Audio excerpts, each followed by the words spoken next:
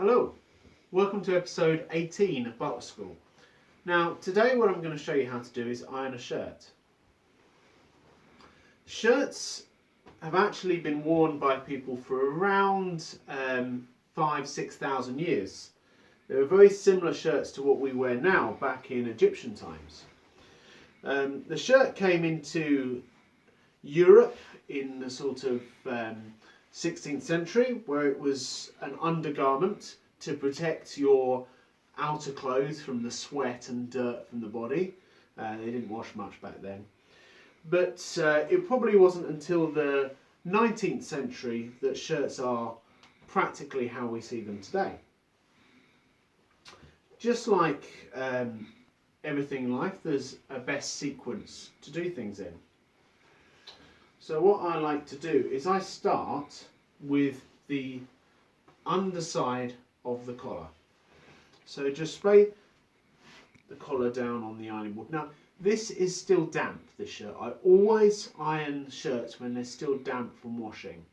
If you let them get completely dry, you'll find the creases are very difficult to get out, especially if you're talking about a fairly thick material like this one. It's a sort of textured thick cloth, and you'll find that quite difficult to get the creases out if it's completely dry.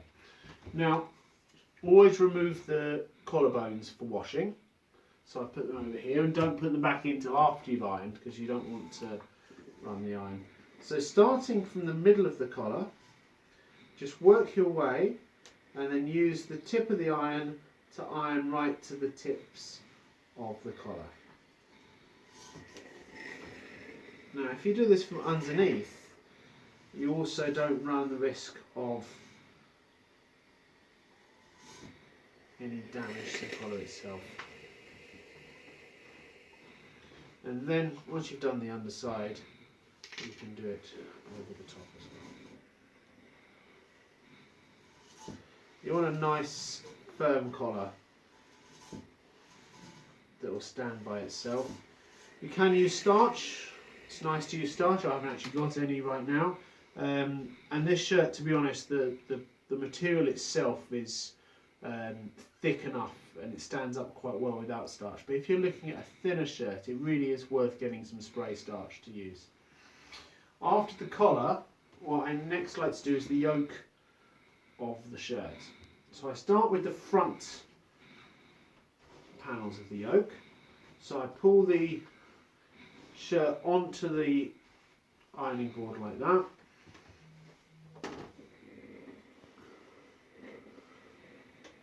And I just bring that down, and I'm just working the panel really, making sure that the creases, the pleats in the back are folded correctly before you run the iron over them, because if you run the iron over when they're folded the wrong way, it's difficult to get them back into place. The yoke on a tailored shirt tends to be in two pieces. This one's an off-the-shelf, not a tailored shirt, so it's just one piece all the way across. The reason that tailored shirts are in two pieces is because people's shoulders are actually very slightly different lengths. So the tailor will bring the shirt in, the shirt maker will bring the shirt in on one side or out on the other to allow for this. On the floor, I've just spread a blanket, or I always put a blanket, a towel or a sheet or something like that on the floor, because that will just stop, if the floor is a bit dirty, your cuffs tend to just touch on the floor. Ironing boards always seem to be a bit too low for me. I'd actually prefer them if they went this high, but this is as high as this one goes. Right, so after you've done the yoke on both sides, the next job is the sleeve.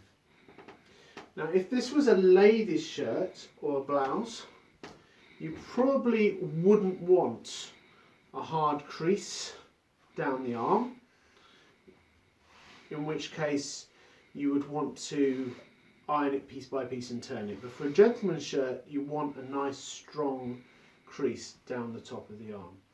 Again, the pleats here, just make sure they're lying correctly before you start to iron them, and the same on the other side. Just make sure there's nothing that you're going to iron into the wrong place, because once you've ironed it the wrong way, it's difficult to get it back to the right way.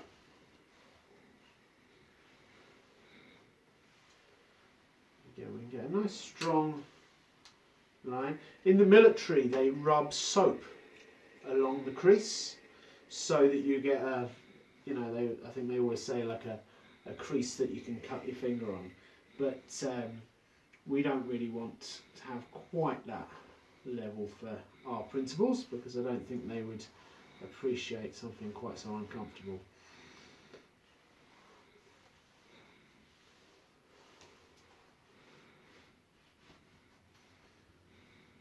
Now, personally, I'll just do the underside of this. Personally, I don't like a hard... Just undo these little buttons, by the way. These little buttons on the cuffs here for ironing. A bit fiddly, especially when they're moist.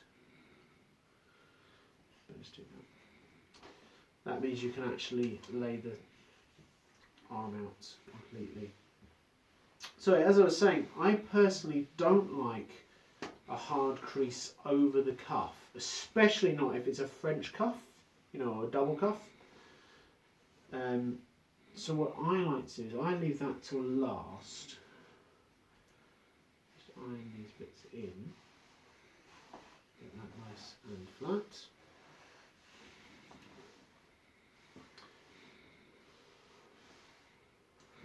And then what I do with the cuff is I iron it from the inside and just iron it around so that it is a circular shape. Because if you, and it's a matter of taste, some people like to have the hard line on it,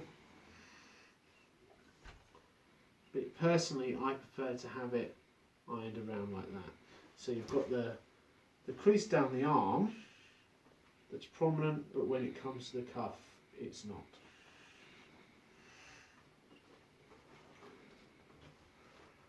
Now, next I would do the other arm, and then I won't make you watch that because obviously it's going to be exactly the same process again. So just imagine that I've already done the same on the other arm. And then I move to the front panel of one of the sides, like this. Just make sure that they quite often get tucked up under themselves at the bottom. So just make sure you pull that down. And remember, you've already ironed the yoke at the top.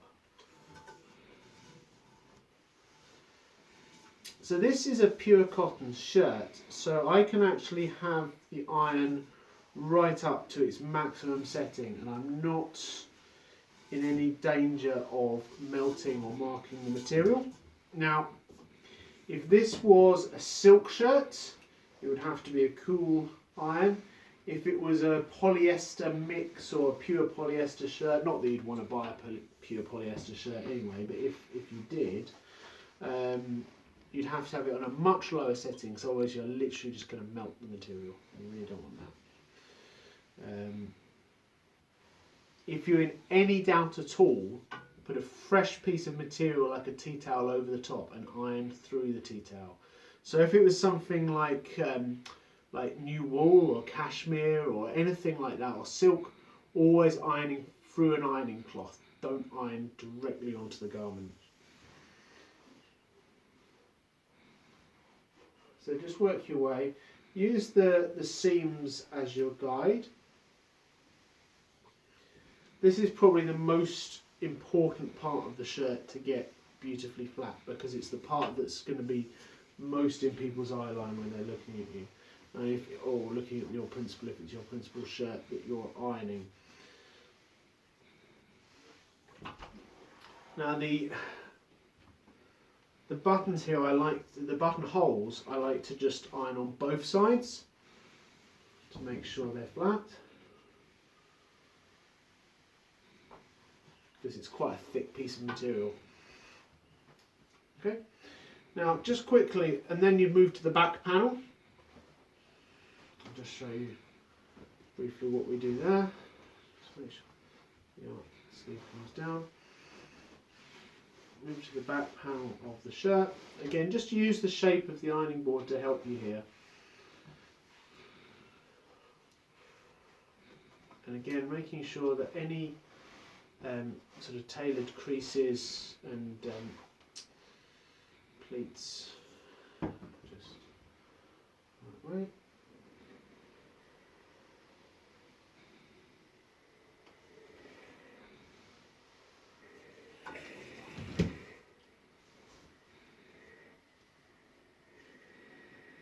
This isn't the best iron in the world, but it still does the job.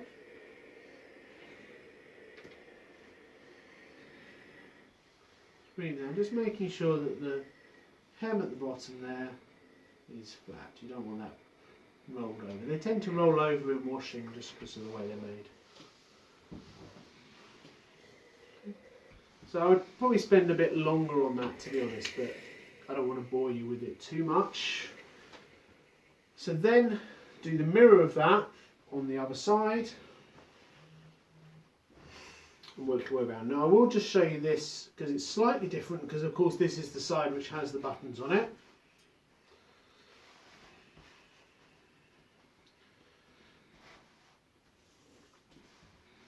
And what you need to do is never iron over the buttons, just iron right up to where they are.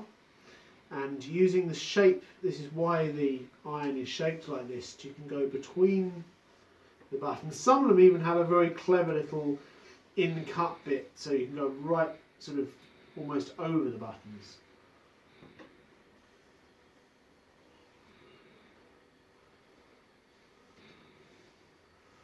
You can see the process there. It's just all about smoothing out all the creases. So I'll just do a bit of a, that's one I made earlier now, and just finish off the shirt and just come back to you so you can see how it's done. Right, so there's our finished shirt. I've put the collarbones back in. I've done up the top button, the second button, and then I like to do every other button. You don't need to do every single button. I usually do every other button because it just makes it easier for the person when they're putting their shirt on. Okay, so it's as simple as that. I hope that's been helpful for you. If you'd like some more butler tips, learn more about the Butler School, please do subscribe. I'll be putting a lot more videos online for you. Thank you very much. Goodbye.